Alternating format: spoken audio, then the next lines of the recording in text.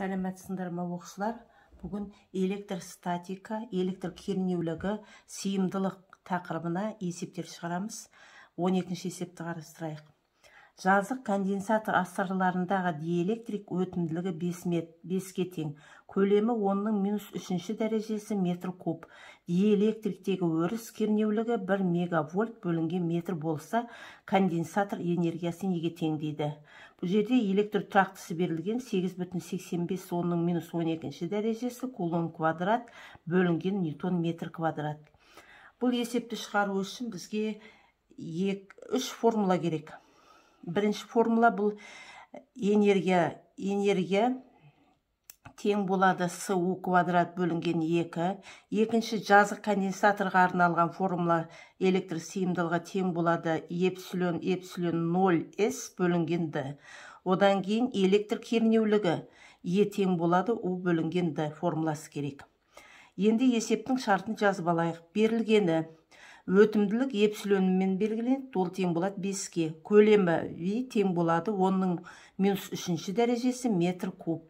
Электр кернеулігі Е тең болады 1 мегавольт бөлінген метрге.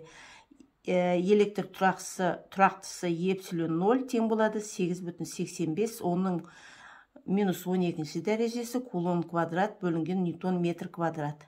Бұл жерден табу керек энергияны дейді. Енді есепті шығару кезінде бірінші біз бәрін бір жүйеге келтіріп алуымыз керек. Бұл жердегі электр кернеулігі 1 мегавольт метрді біз вольт метрге айналдырамыз. 1 мегада 10-6 дәрежесі демек, 10-6 дәрежесі вольт бөлінген метр деп жазып аламыз.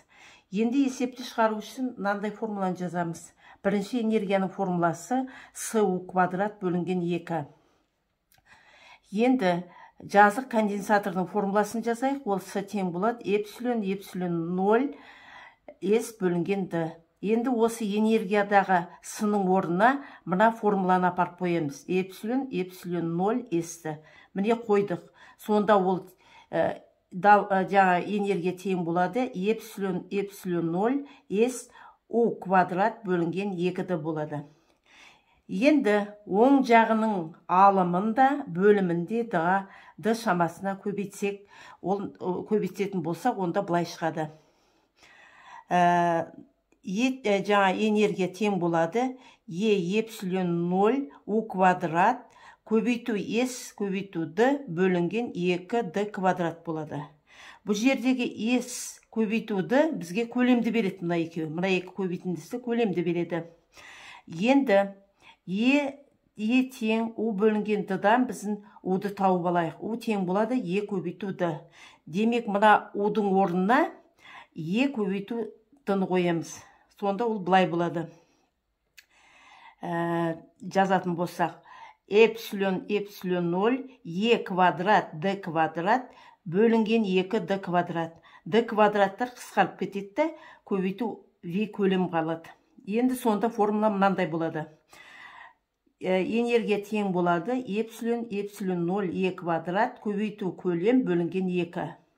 Міне осы формулаға қойып шығарамыз. Сан мәнін қойып шығарған кезде жуықтап алғанда 22,125 көбейту 10-3 дәрежесі джоульға тең. Ол жуықтап алғанда 22 миллиджоуль болады. Енді есептің шартын байқайық. Жауабы қайсы келеді екен? Мына жерден қарап отырсақ, С жауабы келеді екен. Жуықтап алғанда 22 миллиджоульға тең.